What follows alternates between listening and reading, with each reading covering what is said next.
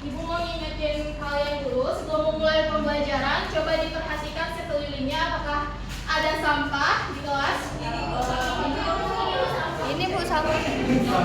Ini adalah sampahnya. Oke, ikut sesuai ya, jangan ribut. Ya Ibu. Oke, ada yang masih ingat minggu lalu kita belajar apa? Saya Bu. Ya, yang Tika belajar apa kita minggu lalu? Lalu kita belajar tentang dasar-dasar peraturan perundang-undangan Bu. Betul sekali, minggu lalu kita belajar mengenai dasar-dasar peraturan perundang-undangan. Kita telah mempelajari apa itu hukum dan bagaimana hukum itu dibentuk. Lalu hari ini kita akan melangkah lebih jauh dan kita akan mempelajari terkait hubungan Pancasila dengan peraturan perundang-undangan. Maka Ibu harap anak-anak sekalian dapat memperhatikan kegiatan pembelajaran dari awal hingga akhir dengan semangat.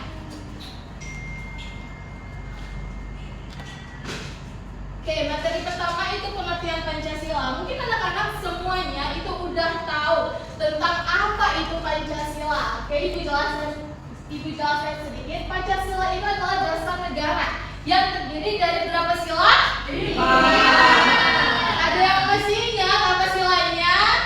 Ya, tunjuk tangan. Silakan Satya. Yang pertama, ketuhanan yang Maha Esa. Kedua, kemanusiaan yang adil dan beradab. Yang ketiga, persatuan Indonesia.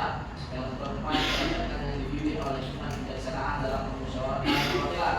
Dan yang kelima, keadilan sosial bagi seluruh rakyat Indonesia. Oke, kita beri aplaus dulu untuk Satya. Anak-anak, Pancasila itu bukanlah sekedar kumpulan nilai saja, tetapi juga menjadi pandangan hidup, sumber moral, dan sumber hukum bagi bangsa Indonesia. Pancasila ini menjadi rujukan bagi peraturan-peraturan hukum yang akan dilaksanakan dalam pemerintah Indonesia. Semua peraturan hukum itu harus berlandaskan oleh Pancasila. Kemudian, Pancasila itu sebagai dasar negara. Pancasila berfungsi sebagai fondasi utama bagi seluruh aspek kehidupan berbangsa dan bernegara. Pancasila ini memberikan arah dan tujuan bagi pembangunan nasional, dasar moral dalam kehidupan sosial, serta menjadi landasan dalam pembentukan hukum. Oke, selanjutnya kita masuk ke peraturan perundang-undangan. Minggu lalu udah Ibu singgung sedikit mengenai peraturan perundang-undangan itu apa. Peraturan perundang-undangan adalah aturan hukum tertulis yang dibuat oleh lembaga yang berwenang seperti DPR, Presiden, atau pemerintah daerah. Aturan ini dibuat untuk mengatur kehidupan masyarakat agar tercipta ketertiban, keadilan, dan kesejahteraan. Dalam peraturan perundang-undangan, kemarin Ibu udah jelasin ada hierarki peraturan perundang-undangan. Nah, ada yang masih ingat apa aja hierarki peraturan perundang-undangan tersebut? Silakan tunjuk tangan. Ya, silakan Bertika. Yang pertama ada Undang-Undang Dasar Negara Republik Indonesia tahun 1945. Dan yang kedua, ketetapan Majelis Permusyawaratan Rakyat. Dan yang ketiga, Undang-Undang atau Peraturan Pemerintah Pengganti Undang-Undang. Dan yang keempat, Peraturan Pemerintah. Yang kelima, Peraturan Presiden. Dan keenam, Peraturan Daerah Provinsi. Dan yang ketujuh, Peraturan Daerah Kabupaten atau Kota. Ya, betul sekalian dikatakan oleh teman-teman kalian. Bertika, silakan beri tepuk tangan dulu. Di sini ada piramida hierarki peraturan perundang-undangan. Yang paling atas itu adalah Undang-Undang NRI tahun 1945. Yang artinya Undang-Undang NRI ini adalah peraturan yang paling tinggi kedudukannya dalam sistem peraturan perundang-undangannya. Jadi undang-undang ini memiliki wewenang dan mengatur seluruh peraturan perundang-undangan di bawahnya. Dan peraturan perundang-undangan di bawahnya itu tidak boleh bertentangan dengan peraturan di atasnya. Oke, kita lanjut tentang hubungan hukum berdasarkan setiap sila Pancasila. Sila ketuhanan mengerahkan lahirnya aturan yang menghormati kebebasan beragama. Nilai kemanusiaan menjadi dasar lahirnya aturan tentang perlindungan hak asasi manusia. Sila ketiga yaitu persatuan mendorong peraturan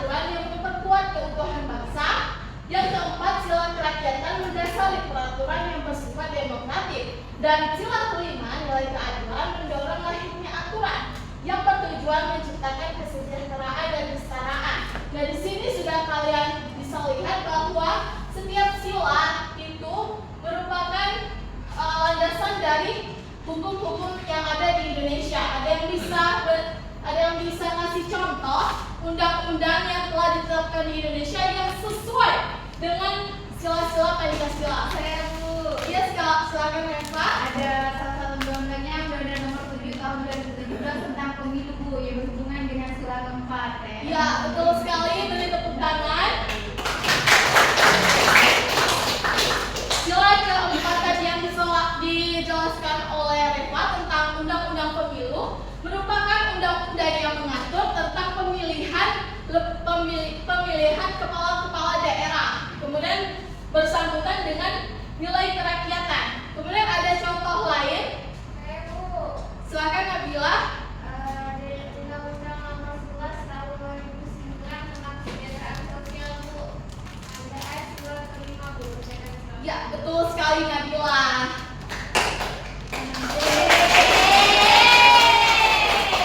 Undang-undang yang disebutkan Nabila tadi itu mengatur tentang bagaimana proses dari program kesejahteraan sosial yang dilakukan oleh pemerintah. Kemudian selanjutnya itu ada contoh lain, yaitu dari sila kedua, kemanusiaan yang adil dan beradab. Ini terwujud dalam berbagai aturan yang melindungi hak asasi manusia dan martabat manusia.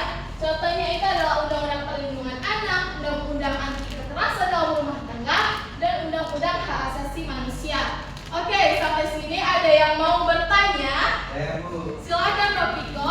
Oke, baik, ini Bu bertanya, misalkan ada sebuah peraturan yang dibuat tapi tidak sesuai dengan Pancasila itu bagaimana? Wah, bagus sekali ya pertanyaannya. Bagaimana jika suatu peraturan itu tidak sesuai dengan nilai Pancasila? Jika suatu aturan tidak sesuai dengan nilai Pancasila, aturan tersebut dapat menimbulkan konflik dalam ketidakadilan, diskriminasi, dan penolakan dari masyarakat. Selain itu, aturan tersebut bisa dibatalkan oleh Mahkamah Konstitusi karena bertentangan dengan dasar negara kita, yaitu Pancasila. Sudah paham, Robiko? Baik Pak, terima kasih Bu. Oke, karena Ibu lihat anak-anak sudah paham semuanya, kita akan lanjut ke sesi kedua, yaitu adalah waktunya kuis.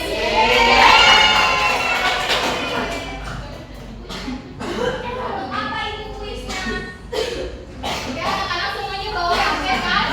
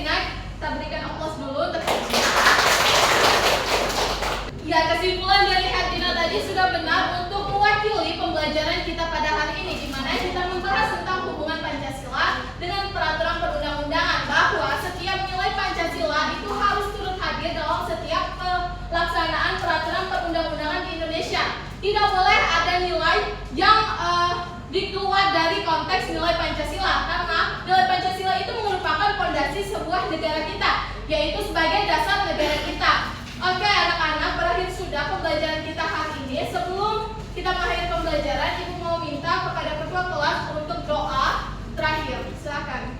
Oke baik Bu, mari teman-teman kita berdoa sebelum pembelajaran kita berakhir.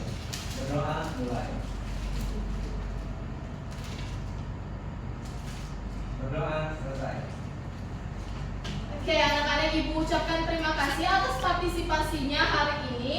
Kalian semua sudah bekerja keras untuk mengikuti pembelajaran Ibu dari awal sampai akhir dengan semangat yang tidak pernah luntur. Oke, di akhir nanti Ibu akan memberikan kalian tugas, yaitu Ibu akan membentuk kalian menjadi 4 kelompok dan Ibu akan mencaburkan LKPD kepada ketua kelas. Nanti untuk pembagian kelompoknya akan Ibu infokan nanti malam ya. Tunggu saja Ibu. Oke, Ibu akhiri. Wassalamualaikum warahmatullahi wabarakatuh. Waalaikumsalam warahmatullahi wabarakatuh. Thank you, Elmore. Go!